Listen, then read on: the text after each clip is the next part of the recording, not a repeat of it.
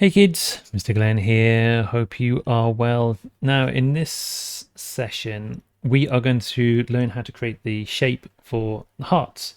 So you may have noticed that we have this theme going on where artwork that we create, we have to turn this into something that is sort of heart shaped. So the previous artwork that we did before, the people who are making this style, so going to use this as their inspiration, they need to turn it into a heart. So to do this, we go and create a square, and we go into our paper, the plus, make a square like we've done before, or you can go and get the square template that I've made for you. Then what we're going to do is just simply go and get a monoline, which is in calligraphy, and then we can grab any color we want really to begin with.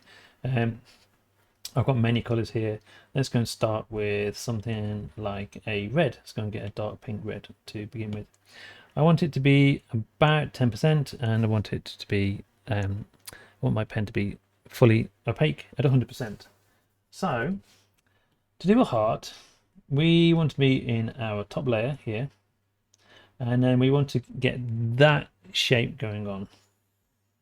Now sometimes when you hold that down, it will hold this curve for you, which can be really sort of helpful. Sometimes it doesn't get it, sometimes it does, sometimes it kind of misses, and that's fine.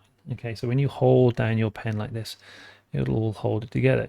And what we're able to do is we're able to go and reshape this by using the select tool at the top, and it'll grab everything for us.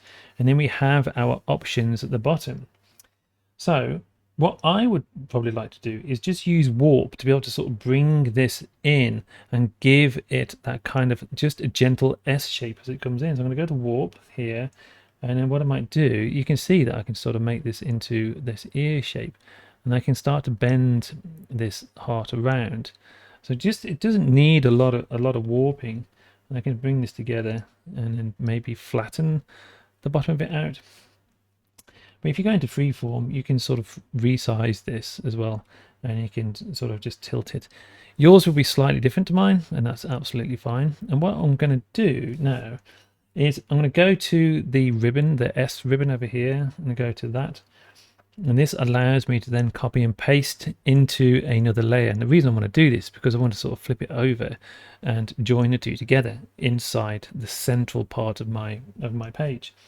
So I'm going to go and copy and paste this, and what it does, it will go and put it into my layer at the top like this, and then I can simply just go and bring this out by using the select, and as I move it across, you can see I've got these two together, and you can see now I can use the guides to be able to go and match these things together. At the bottom I can flip horizontal. I'm going to go and tap horizontal, and it flips it. And then I can go and join these two together, and I've got it. You can see I've got the guide straight away. Sometimes I have to sort of move it around, but I can get the guides just there like that. And if I zoom in here, you can see there isn't much that's missing. I can go and join it on by myself, just freehand. But there is my heart shape done for me, and all I'm going to do is just go and bring these two together with a little bit of freehand, like that, and you can barely see the join. So I could use an eraser on that, but I probably won't. So now you're able to go and color this however you like. So if we go into here and we go and make a new layer, go and bring this layer up into there, we can go and put a layer on here and go and color it in. So we can go and have a sort of complementary color. Whoops. Go and put that in there like that. I can put a complementary color, and then what I might be able to go and do is these two shapes that are here like this, I can go and pinch those together, or I can go and merge down like that and then become one. So now I've got a background color and my shape itself. I can go and just swipe out of here and duplicate it, So now I can go and have a completely different color. So if I just go and very quickly go and grab a white, for example, I've got a light gray on this one.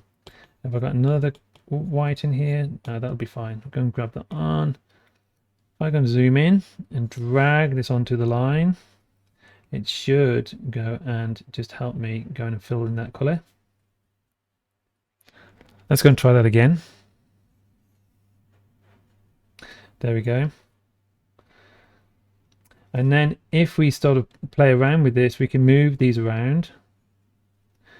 And if we stay in here, we can start to go and add something like a Gaussian blur. And you can see that now I've got my shape and I can start to do things to it. And I can resize things and start to distort it and expand it and stretch it. And basically I've got a heart shape now that I can go and use on pretty much all my artwork now. Just to show you how this worked, you can see I've got this heart shape with a blur that's inside one of the layers down here, where you can see I've got my heart shape there, which is something that I've used before. Okay, so that's what we're aiming for. Go and have a go at creating that heart shape yourself, and then keep it as a template that you can go and copy and paste and use later on to import. All right, as always, good luck.